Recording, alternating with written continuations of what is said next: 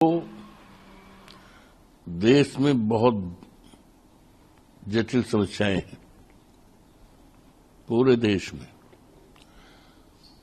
लेकिन इस समय जो तात्कालिक समस्या है,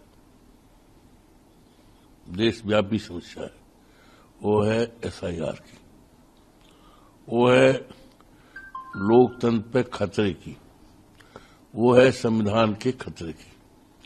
जिस संविधान को बाबा साहब भीमराव अंबेडकर ने बना करके इस देश के करोड़ों दलितों को, करोड़ों पिछड़ों को, करोड़ों अल्पसंख्यकों को और देश के तमाम लोगों को फंडामेंटल राइट्स, मूलाधिकार का अधिकार दिया है। उसमें मत देने का भी अधिकार है।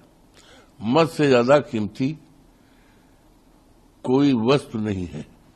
सबसे ज्यादा कीमती मत है। उस अधिकार को भारतीय जनता पार्टी की सरकार छीनना चाहती है एसआईआर के माध्यम से। एसआईआर पूरे प्रदेश में, उत्तर प्रदेश में और अन्य राज्यों में है। बड़े पैमाने पर देखा जा रहा है कि जो बीएलओ की तैनाती हुई है वो पार्टी आधार पर हुई है और तमाम बीएलओ तो ऐसे पाए गए हैं कि भारतीय जनता पार्टी के कार्यकर्ताओं को फार्म सौंप दे रहे हैं। मोहल्ले मोहल्ले का फार्म उन्हीं के हाथ में दे रहे हैं, जबकि निर्देश ये है कि सबको दिया जाए, फार्म सबको दिया जाए। अब 4 तारीख लास्ट डेट थी, हालांकि 7 दिन और बढ़ाया गया है, लेकिन इतना ज्यादा काम है कि उत्तर प्रदेश में आधे से ज्यादा बेलों की मौत हो गई, टेंशनाइज हो गए हैं। तमाम बेलों को पता भी नहीं है कैसे फार्म बांटा जाता, किसको बांटा जाता है। तो सरकार की नीयत इस दिशा में बहुत खराब है। और अच्छा ये बताइए, एक राष्ट्र एक मत की बात करते हैं, वन नेशन वन इलेक्शन की बात करते हैं, तो आसाम में एसआईआर का प्रारूप क्या है?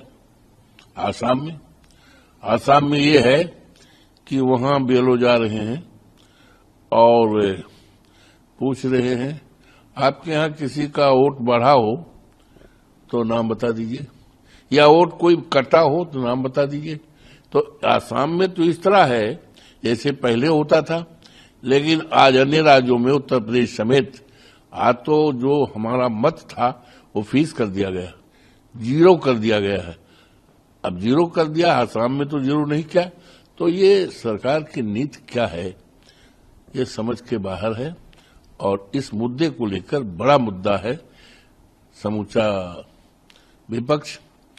ये देश का सबसे बड़ा प्लेटफार्म है जिसके द्वारा सरकार को बात बताई जाए, सरकार को समझाया जाए और ये इस बड़े सवाल को लोकतंत्र बचाने के लिए विपक्ष एक होकर के इस मुद्दे को उठाएगा। सर, कल ऑल पार्टी मीटिंग के बाद संसदीय कार्य मंत्री हैं किरण रिजिजू, उन्होंने कहा था कि मीटिंग अच्छे वातावरण में हुई थी और विपक्ष जो कुछ भी मुद्दा उठाना चाहती है पर सुनवाई को तैयार है, चाहे वो एसआईआर का मुद्दा हो या अन्य कोई मुद्दा। लेकिन जो विपक्ष है वो शांतिपूर्ण तरीके से अपने बातों को रखे। जो सदन है वो सभी का है, पक्ष का है, विपक्ष का है, और हम किसी भी मुद्दे पर चर्चा कराने के लिए तैयार हैं। ठीक, अच्छी बात है। अगर इनकी कथनी और करनी में समानता है तो उसका स्वागत है। विपक्ष कब चाहेगा कि सदन न चले? विपक्ष तो चाहता है सदन चले और जिसके द्वारा देश की जो ज्वलंत समस्याएं हैं, जनता से जुड़ी जो परेशानियां हैं, दुश्वारियां हैं, उसको सदन के माध्यम से सरकार को सुझाव भी दिया जाए और समाधान का रास्ता ढूंढा जाए।